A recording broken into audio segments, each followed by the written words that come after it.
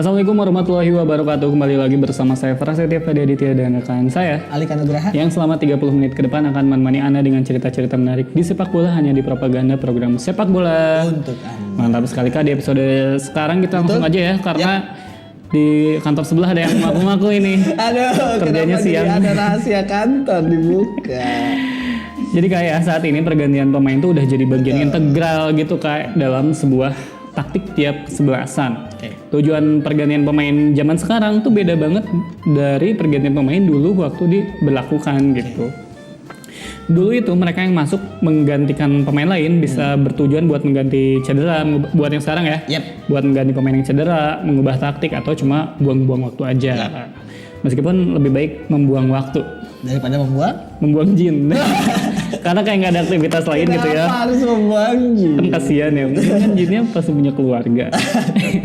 Nah pergantian pemain saat ini tuh terlihat begitu cair Kak, karena udah tanggal 25. Bukan cair gaji dong. Ya akan tetapi bagaimana sepak bola di era sebelum 1950-an nih, waktu pergantian pemain itu belum diberlakukan. Jadi emang kita nih sempat mengalami era kegelapan. Wah, kalau pemain zaman sekarang nggak ada pergantian pemain kan mereka Capek banget. bisa gelap ya benar. Iya. Jadi emang kita mengalami era sepak bola tanpa pergantian pemain Betul. nih. Jadi sebelum aturan pergantian pemain yang diberlakukan tahun 1950, 11 pesepak bola bermain penuh selama 90 menit.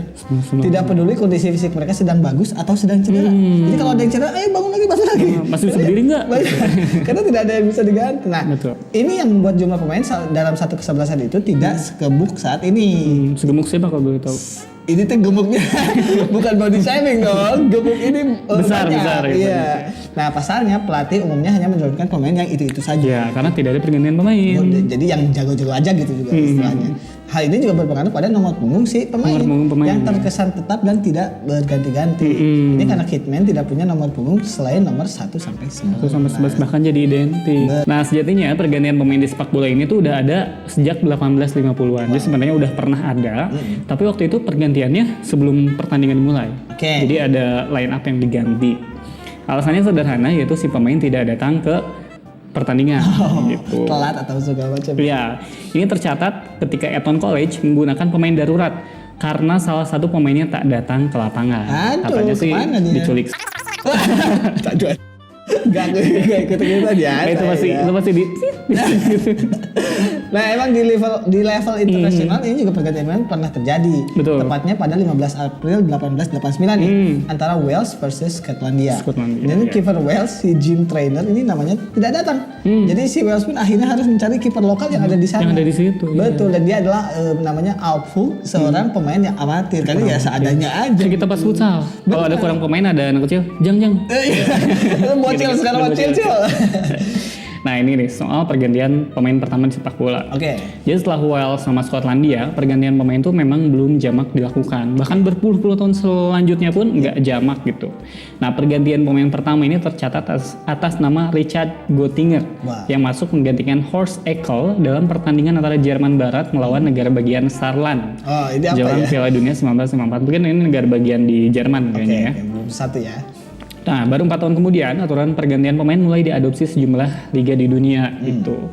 Karena mereka child free. Wah, gak diadopsi itu bukan itu maksudnya. Para pemain bisa digantikan dengan seseorang yang ada di bangku cadangan dengan alasan pemainnya harus cedera. Jadi boleh diganti asal dia cedera Emang dulu beneran cedera gitu. ya. Nah, sebelumnya ketika ada pemain cedera, cuma ada 2 pilihan, Kak. Saat ada pemain cedera, yaitu membiarkan pemain cedera itu bermain sampai menit peluit akhir atau membawa pemain cedera tersebut keluar lapangan. Oh, jadi digotong aja ke Bisa samping. keluar lapangan dan lebih mudah opsi yang kedua. Iya dong. Dibandingkan dibawa ke luar negeri.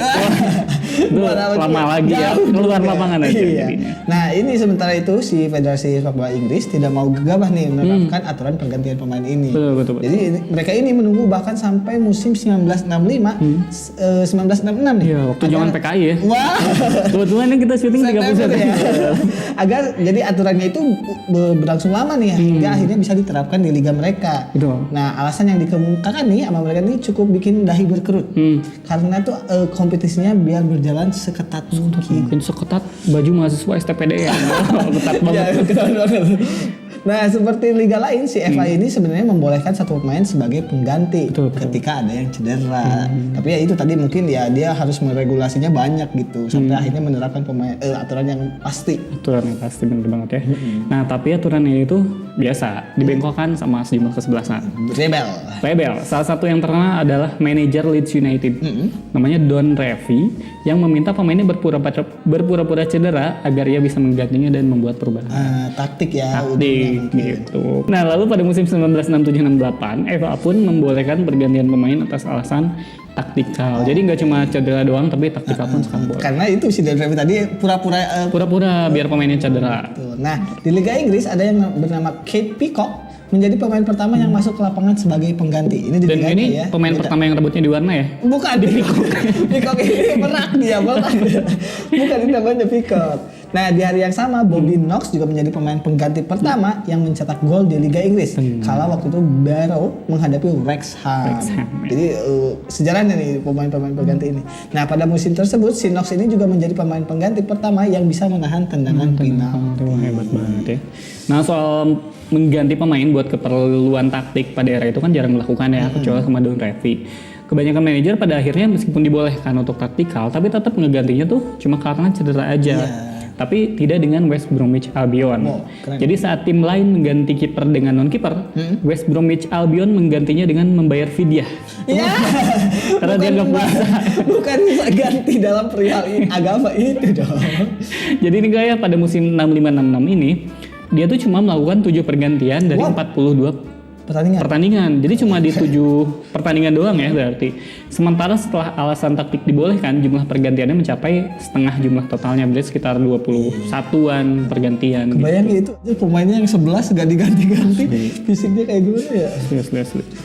Nah, ini berlanjut ke era pergantian pemain di sepak bola saat ini nih. Jadi sepak bola ini emang kerap sulit untuk mengubah sesuatu sebenarnya, termasuk soal pergantian pemain karena regulasinya tadi mungkin susah ya. Nah, baru pada 1987 diperbolehkanlah pergantian 2 pemain di Inggris. Akhirnya cuma 1 berarti ya.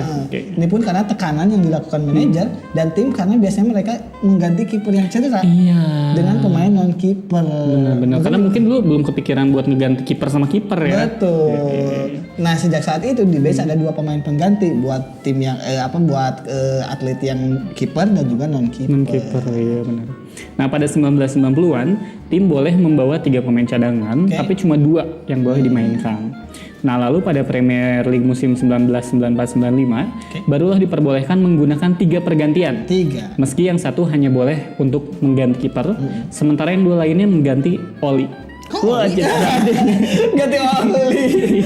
Hitam dong. Nah, masih di musim yang sama, aturan ini kembali berubah dengan diperbolehkannya 3 pergantian di posisi apapun. Jadi nggak cuma 2 pemain 1 kiper gitu. Nah, lalu pada musim 1996 dan 97 nih, jumlah pemain di bench itu bertambah. Jadi 5 orang. Lalu pada 10 tahun selanjutnya nih 2008-2009 kembali bertambah menjadi 7 orang. Nah, di Liga Inggris khususnya kasih ini dan di liga-liga lainnya, pergantian ini bisa mencapai 5 orang sekarang, tidak hanya 3. Jadi ada sejarah yang panjang soal pergantian pemain ini, dari yang awalnya bahkan tidak bisa diganti. Tidak ada pergantian pemain, tidak bisa diganti karena cedera. Terus cuma 2 pergantian doang khusus kiper, dan sampai sekarang bahkan bisa 5. Itu ganti seluruh tim mungkin nanti di masa depan. Kok temen saya ada tuh tiap tahun. Apa tuh? Ganti HP. Keep in trend ya. Tergantung dia nemunya di mana. Itu bukan ganti HP. Kan menarik banget ya pembahasan kita soal pergantian pemain ini. Jangan kemana-mana, tetap di Propaganda, program sepak bola. Mantap.